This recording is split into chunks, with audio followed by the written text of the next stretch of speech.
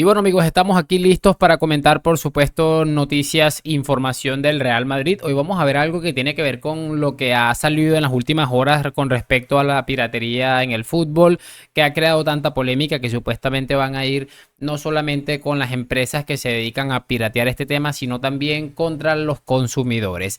Vamos a escuchar a un tipo insoportable como es Dani Senabre dar una opinión bastante interesante. Creo que es la primera vez en la historia en la que voy a estar de acuerdo con este hombre, que de verdad me cae horrible. Pienso que es un tipo pesado, pero o sea, horrible de verdad.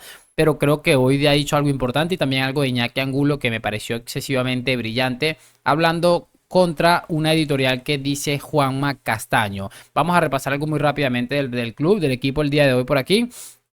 Y lo de siempre, les voy a pedir es que me acompañen hasta el final de este video y sin mucho más cuento, pues damos play.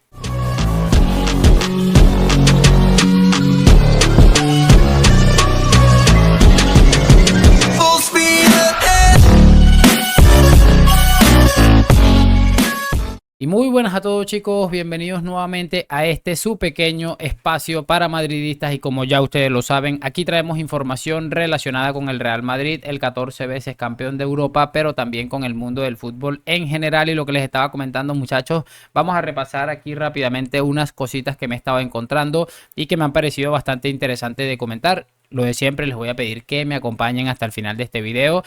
Vamos a analizar muy rápidamente lo que se está hablando, porque bueno, después de esa clasificación a cuartos de final de la UEFA Champions League, el día siguiente el Madrid lo tuvo libre. Y ya hoy se han vuelto a los entrenamientos con total normalidad. Y una de las noticias positivas es que Eder Militao ya ha completado otro entrenamiento con sus compañeros o parte del entrenamiento con sus compañeros de cara a esa vuelta. Aunque te dicen que todavía no hay una fecha definida, Ancelotti comentaba que la vuelta de Courtois y la de Militao podría estar ligada a después de ese parón de selecciones en la vuelta o en la ida de los cuartos de final de la Champions League. Quieren hacer las cosas totalmente bien hechas, que no haya ningún tipo de riesgo de recaída. De hecho, Militao se habla de que tuvo una mini recaída que le alargó un poquito más el plazo de vuelta. Parece que ya está desde el punto de partida que hablábamos hace unas semanas. Estuvo haciendo entrenamiento en solitario con el balón, ahora está con el resto de sus compañeros completando parte del entrenamiento y es una excelente noticia, teniendo en cuenta que la línea defensiva pues ha sufrido importantes problemas, teniendo en cuenta el bajo nivel de Nacho y la otra lesión de David Álava, que tampoco estaba para tirar cohetes. Bueno, muy interesante todo esto. Y lo de siempre, ojalá se tomen las precauciones necesarias para que Militao vuelva, pero que vuelva con todas las garantías de que no va a tener una recaída relacionada con ningún tipo de lesión, pero especialmente con esta lesión tan complicada que han tenido tanto él como Thibaut Courtois. Muy interesante, me ha gustado de verdad leer esto el día de hoy.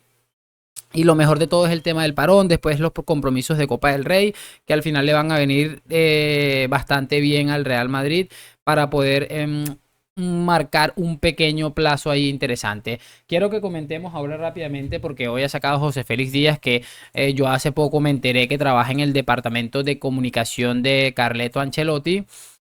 Y bueno, sabemos que tiene información de primera mano y lo que está comentando José Félix en el diario Marca es que Ancelotti planea colocar o hacer una revolución en el próximo partido, el próximo domingo, ante el Celta. ¿A qué se debe esto? Y creo que es uno de los principales problemas que le he detectado yo a las gestiones de Carlo Ancelotti. Carlo Ancelotti es una persona que se casa con 11 futbolistas, literal, vamos a colocarlo entre comillas, porque siempre tiene esa cantidad de titulares que tú dices, esto es el equipo inamovible de Ancelotti, me parece estupendo, pero que no es de dar muchas oportunidades al resto. Tendrá uno o dos futbolistas bastante utilizables o bastante que tengan bastantes minutos aparte de esos 11, pero no suele ser de plantillas muy amplias. Creo que lo sabemos todo y es algo que a largo plazo termina afectando al equipo cuando terminan ya a estos meses que se vienen, terminan bastante fundidos. Me parece una cosa bastante interesante lo de Carleto. Sin embargo, lo que está hablando este hombre, José Félix, es que lo que planea hacer Carlo ante el Celta es dar un revolcón a este 11 en busca de encender esa chispa que parece que en los últimos partidos, 2 empates consecutivos, que de no ser por Vinicius, donde estaríamos a día de hoy, se ha ido perdiendo, se ha ido diluyendo. Me parece que, bueno, también he estado leyendo que obviamente no va a estar Bellingham por la sanción a la que el Madrid recurrirá, aunque dudo mucho que vaya a suceder algo, y que va a hacer rotaciones en posiciones como por ejemplo la del lateral, en la que le convence mucho el trabajo que está ofreciendo Lucas Vázquez, y también en la posición de Toni Kroos, que parece que va a colocar a Modric, y que bueno, al final es un futbolista que también sufrió un bajón en el partido contra el Leipzig. Yo creo que el principal drama del Real Madrid en el centro del campo fue que Toni Kroos no estuvo a su nivel. Bien es cierto que el equipo no viene de acumular buenas sensaciones, pero por eso Ancelotti da la sensación de que, a pesar de él haber asumido su error, también entiende que hay muchos futbolistas que no han estado a la altura. Puede ser desgaste físico, pueden ser infinidad de cosas. Así que bueno, veremos cómo sale el temita con esto. Me preocupa definitivamente que vayas a rotar tanto. La liga, por muy bien encaminada que esté, y da la sensación de que el Madrid la gana porque la gana.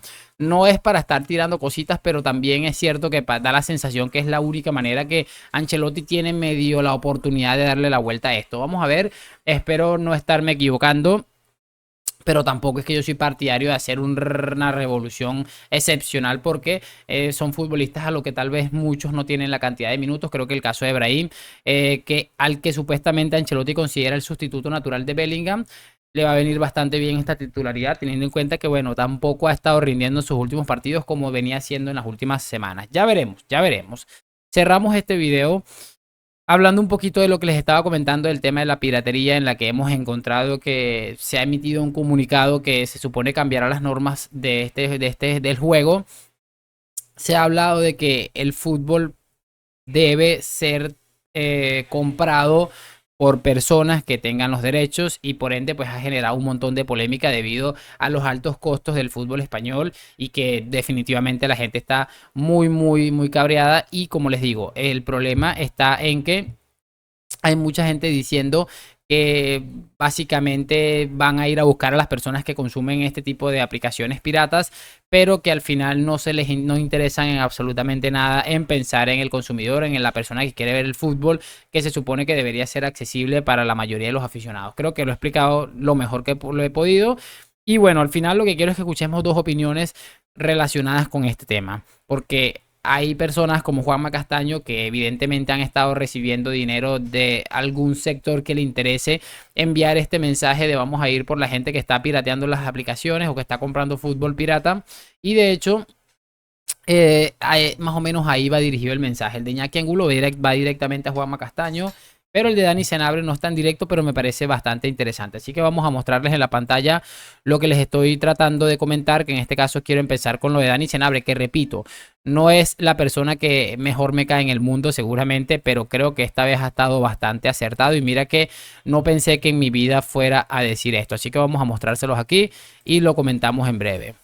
Bueno, conmigo no contéis para criminalizar al consumidor. La piratería está mal, por supuesto, es delito, no hay que consumirla, pero el tema no es ese. El tema es por qué yo, por 50, 60 euros en Inglaterra, puedo ver todos los partidos de la Premier. ¿Por qué yo, en la NBA, con 100 euros al año, 100 euros al año, no al mes, puedo ver todos los partidos de la NBA en el League Pass? ¿Y por qué aquí los señores de Movistar, por ejemplo, me obligan a contratar un paquete base y un complemento de fútbol y no sé qué, para pagar 120, en el mejor de los casos, 110, 120 euros al mes, mensuales, cada mes? Y te dicen, no, oye, si no te gusta un Rolex, no te lo compres, pero no lo robes. No, si estoy de acuerdo en eso. La pregunta es, ¿desde cuándo el fútbol es un Rolex? El fútbol era un Casio, se suponía que era del pueblo, de la gente. El fútbol era un bocata de chorizo y ahora son angulas. Pues aquí hay alguien que se está enriqueciendo mucho del paso de Casio a Rolex, y no lo tengo que pagar yo eso. No, es que si quieres que Mbappé juegue en el Barça o en el Madrid, eso tiene un precio. Ya, pero que lo paguen ellos. Yo pago por ver a Mbappé, pero no por que fichéis a Mbappé. Porque si yo pago por fichar a Mbappé, coño, entonces cuando lo vendáis, a mí me das una comisión, es lo que dice al final ahí, que no sé por qué se cortó si yo lo había visto completo. En fin. Como les digo, no es la persona más que mejor me caiga en la historia, pero creo que va muy cargado de razón y es gravísimo. De hecho, imagínense que sale más caro ver el fútbol español, una liga que Tebas cada día tiene más deteriorada con el tema de CVC. Los equipos están sufriendo problemas económicos, un montón de situaciones y cada día más degradado. Y es más caro ver un mes de fútbol español en el tema este de Movistar que ver un año completo la NBA y la NBA. No soy tampoco seguidor de la NBA, hace muchos años dejé de ver NBA y Major League Baseball, pero bueno, al final, que como les digo, tiene una razón impresionante también comparándolo con el fútbol de la Premier League, que al final es una situación que si nos ponemos a ver, hay bastante diferencia en cuanto al nivel de los partidos. Al final después nos ponemos a ver y los equipos españoles siempre terminan, por ejemplo, el Madrid, el Sevilla, poniendo en su sitio estos ingleses, pero si te pones a comparar, yo qué sé, un Getafe contra un Valencia y contra bueno, creo que Wolverhampton está en segunda división, contra el 18 y el 19 de la Premier y se ve un fútbol bastante diferente, sobre todo a nivel de ritmo, a nivel de otro tipo de situaciones. Quiero que cerremos con lo de Iñaki Angulo, que repito, una vez más ha estado brillante, ha ido de frente.